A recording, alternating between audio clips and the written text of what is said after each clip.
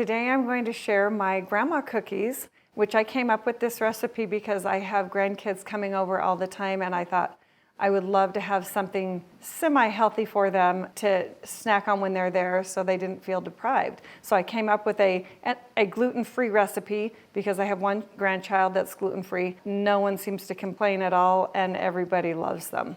Okay, we start with 1 cup of coconut oil. And this is how the best way that I have found to measure it is take 1 cup of water and then just put the coconut oil on top until it goes to 2 cups, dump out the water and put it in. Way better or way easier than smashing it in a cup and trying to get it out. So that's my way. And you know, you can be versatile. Sometimes when I have been in a hurry, I've just used a cup of butter. But just thinking, if you're dairy-free or something like that, this works just as fine. And no one has noticed the difference. Okay, I'm good to go. I'm gonna go dump this out and be right back. Now I have my 1 cup. Yeah, okay, throw that guy in there. All right, 2 eggs next.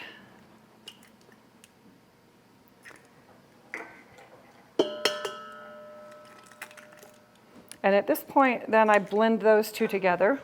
If the coconut oil is really hard, sometimes I will just blend that up by itself first of all so that it mixes well. But today it seems to be good room temperature.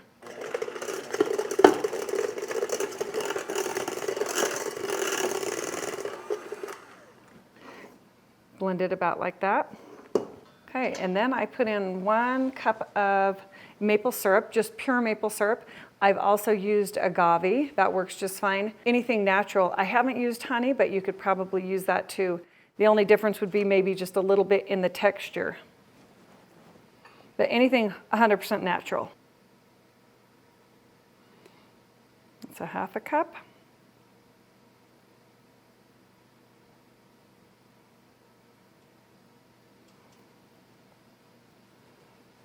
Okay, and then blend this one up.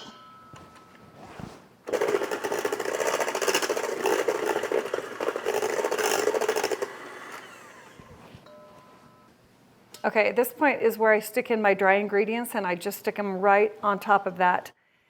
I use a gluten-free flour. When I'm at home, I just do Costco has a brand that I really like, and just 1.5 cups of that, and I honestly don't even measure it super exact. 1 and about 1/2. Okay, I'm putting the flour in. I also have 1 teaspoon of salt, 1 teaspoon of soda,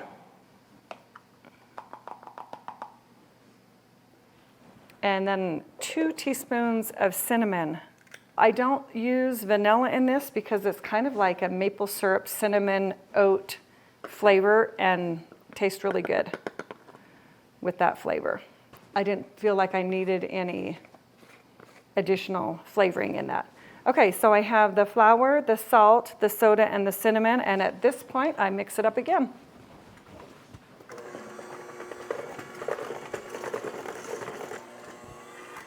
I'm going to scrape down the sides just once.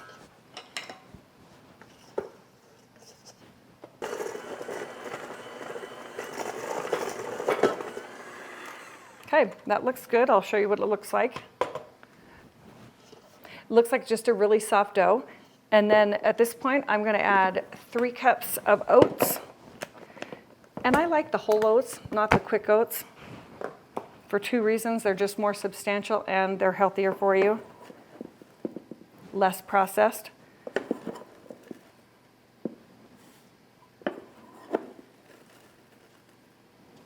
Okay, 3 cups of oats, and then the very last thing I stick in is 1 cup of chocolate chips.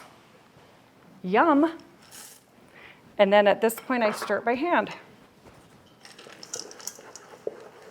I prefer dark chocolate, the darker the better, but I know everyone doesn't, so whatever you like. I just thought more cacao, the better for you. Okay, so this is what your final dough will look like. And usually it makes about 3 pans, depending on the size of cookies. I will get about 15 cookies on a pan. Okay, and I love to use a cookie scoop. Just makes it easy and uniform. Something different about the gluten-free flour is it doesn't flatten out like a regular flour. So when I get them all on the pan, then I actually use my fingers and flatten it down. I do have a 3-year-old grandkid that comes to my pantry every time he comes to my house first for a grandma cookie, and I'm in trouble if it's not there.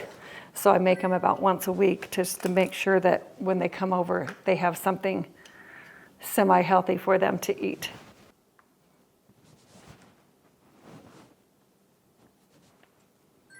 Okay, that's what they look like when they head into the oven. And I usually do it about 375 for 10 or 12 minutes. Okay, 10 to 12 minutes. Okay, that's what the final product looks like.